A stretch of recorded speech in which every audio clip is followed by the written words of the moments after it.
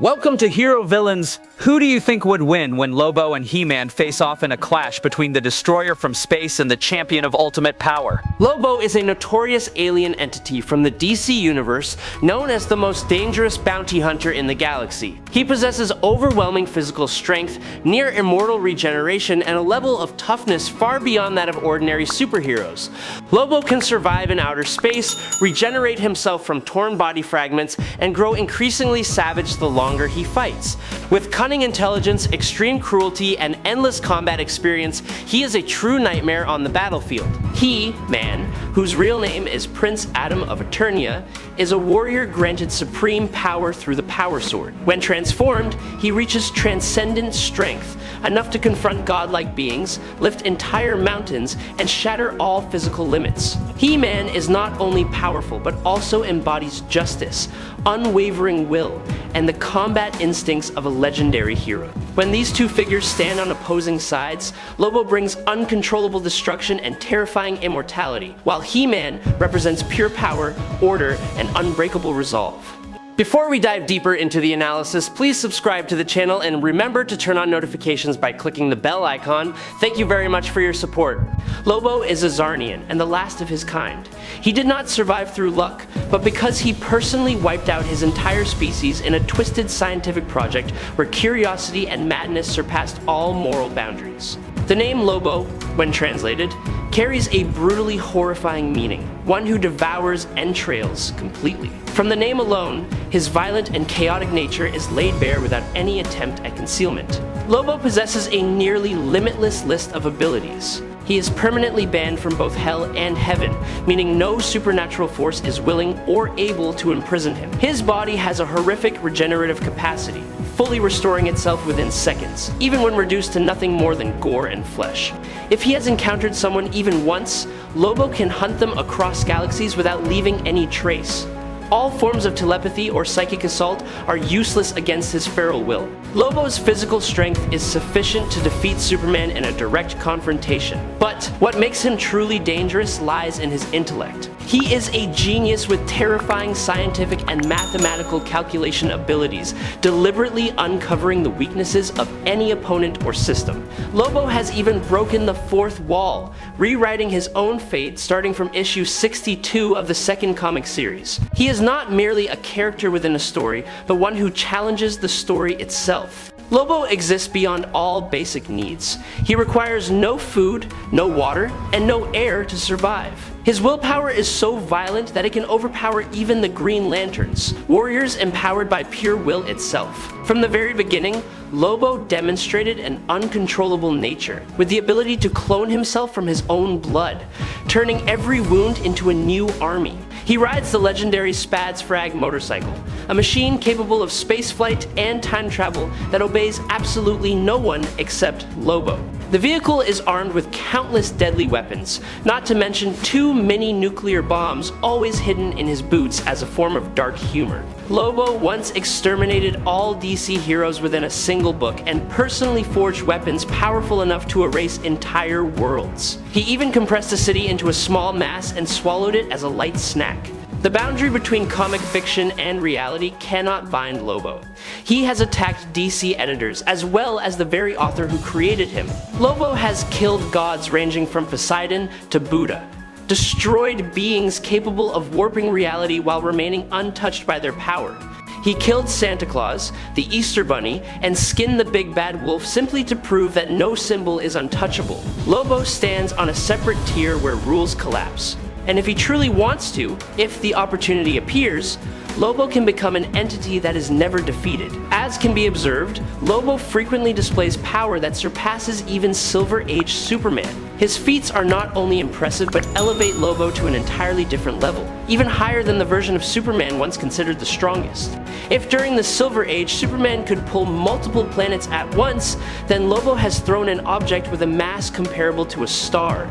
Lobo has killed an entire collective of gods in a single moment and proven that reality warping magic at the highest level, including Zatanna's magic, cannot affect him. Superman is famously inconsistent in strength, sometimes lifting entire worlds with ease. yet, at other times, struggling with only a fraction of that mass. Clark's power depends on his level of solar radiation absorption, weakening when depleted and erupting when supercharged. However, Lobo is even more unpredictable than Superman. His inconsistency does not stem from energy levels or physical condition, but from his very nature of existence. Lobo is regarded as a multi-dimensional entity, simultaneously present across multiple realities while not fully belonging to any single one.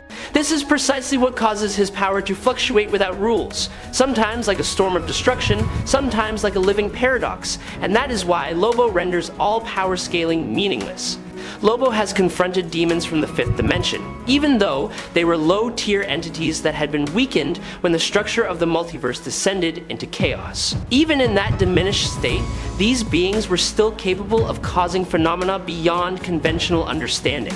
The fact that Lobo could withstand and overpower them shows that he is not merely physically strong, but also an existence that is extraordinarily difficult to erase. He has even survived a quantum lightning strike capable of devastating space and time, powerful enough to tear reality into fragments. In the past, Lobo encountered Darkseid. On the surface, Darkseid appeared to hold the advantage, but that does not reflect the full nature of the confrontation. Lobo has never been a serious fighter.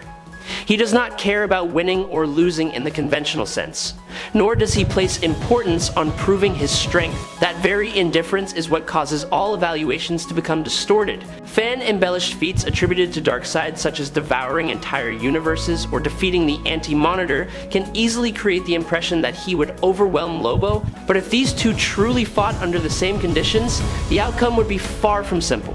The most fascinating aspect of Lobo lies not only in his power or his reckless nature, but also in one strange and almost unbelievable trait. He possesses tolerance and genuine love for extraterrestrial dolphins. Between a divine destroyer and a breaker of reality, it is precisely this seemingly absurd detail that makes Lobo unique, both terrifying and bizarre in a way no one can fully explain. I sincerely hope you will subscribe to the channel. It would help us greatly, and you are truly amazing. Thank you very much. Now let us talk about He Man. He Man was originally the leader of a small tribe on the planet Eternia. He set out on a journey to seek and protect Castle Grayskull because he sensed a vast power within it that needed safeguarding. Along the way, he helped a woman who was being attacked by a bear, only to discover that she was a goddess who granted He Man extraordinary strength and invulnerability. Later, he also rescued a warrior goddess named Teela from a demon called Skeletor, who plotted to take her as his wife and seize the castle. He Man then stopped the evil demon and banished the two halves of the power sword required to enter the castle into another dimension. The origin of He Man begins with his true identity, Prince Adam of Eternia. He is the son of King Randor and Queen Marlena, a woman from Earth, who gave birth to the destined twins Adam and Adora.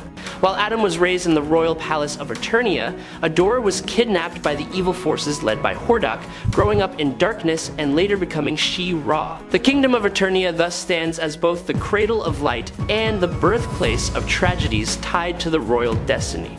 The greatest turning point in Prince Adam's life came from the sorceress of Castle Grayskull. She bestowed upon him the Power Sword, the key that unlocked the ancient power of the castle. Whenever Adam raised the sword high and proclaimed the sacred oath by the power of Grayskull, he was instantly enveloped by immense energy and transformed into He Man. When the transformation was complete, the declaration "I have the power" echoed as the mark of a legend being born. During one transformation, Adam accidentally discovered another special ability of the sword.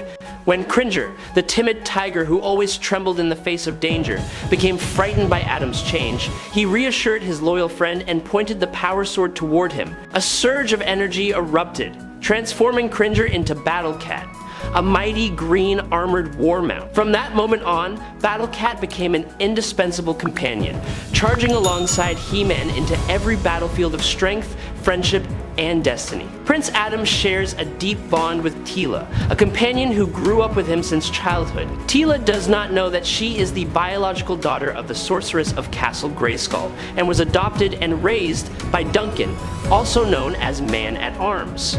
As an adult, Teela became the captain of the Royal Guard, bearing the responsibility of protecting Adam each day. Ironically, she is completely unaware that the seemingly frail prince is in fact the mighty warrior, He Man. To Teela, Adam appears to be lazy and cowardly, an image he deliberately maintains to conceal his true identity. Man-at-Arms is both a loyal advisor and the closest friend of He Man. He is the scientific mind of Eternia, the inventor behind advanced weapons and technologies that support He Man in fierce battles. At the center of all this power stands Castle Grayskull, where the sorceress resides and which serves as the source of the power that allows Adam to transform. She also possesses the ability to communicate with him through telepathy, guiding him along the path of destiny. To protect his family and those he loves, He Man reveals the secret of his dual identity, only to a select few, including Orko, Man-at-Arms, Cringer, and the Sorceress. Standing against him is Skeletor, his sworn enemy, a blue-skinned sorcerer with a cold golden skull face. Skeletor is a master of dark magic, highly skilled in combat, and possesses a terrifyingly cunning intellect. He always appears alongside his loyal minions, silently laying traps across Eternia, turning the war between light and darkness into a conflict with no end. Adam also has a twin sister, Princess Adora, the steadfast leader of the Great Rebellion against Hordak's tyranny on the planet Etheria. Like Adam, Adora is connected to the sacred power of Grayskull and wields her own sword. Whenever she raises the blade and awakens the ancient power, she transforms into She-Ra, the Princess of Power. One day, Adam received an urgent message from the sorceress.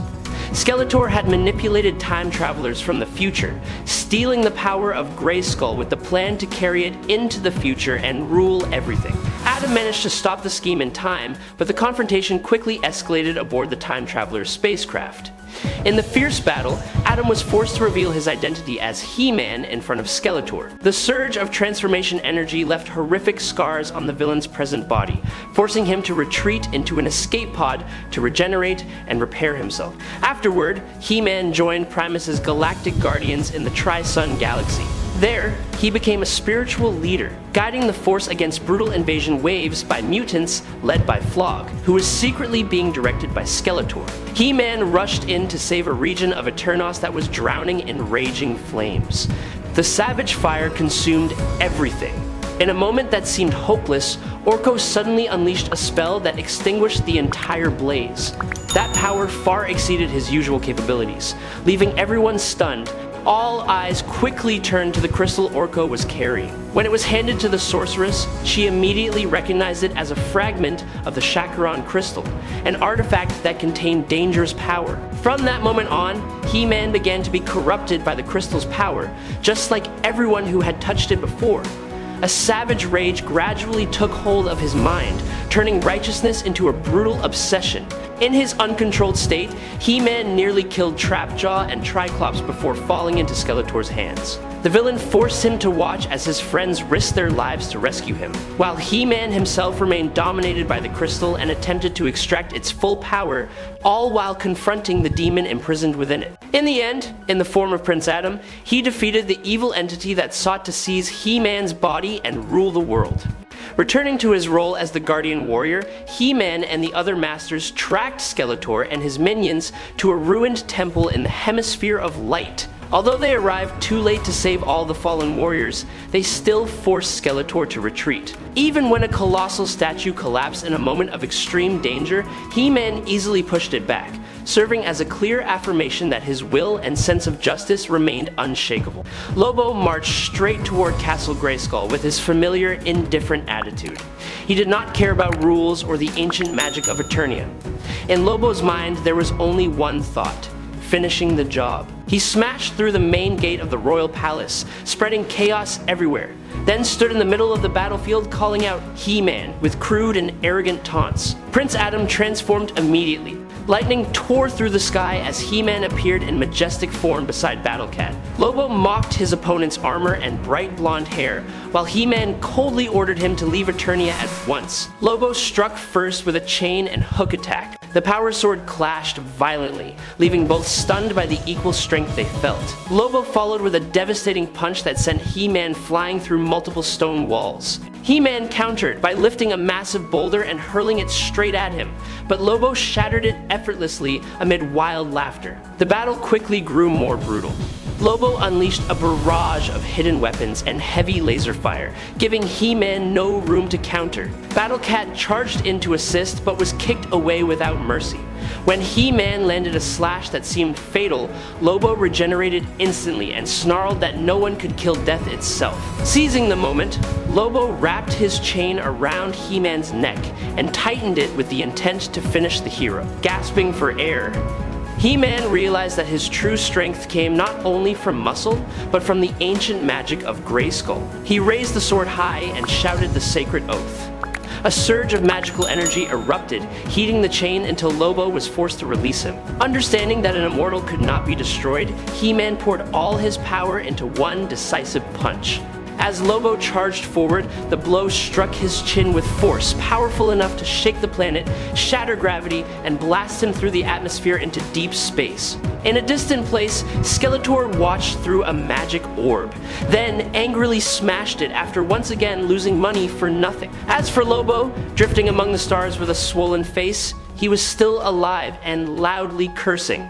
He summoned his space hog to come pick him up and decided he would never return to the strange planet called Eternia again. He-Man could not kill Lobo, but he succeeded in defeating Lobo's objective, protecting Eternia and ending the threat. The winner is He-Man. I hope you enjoyed this battle. If you have any questions, please leave them in the comments. Follow me if you like. That is today's video. Thank you very much.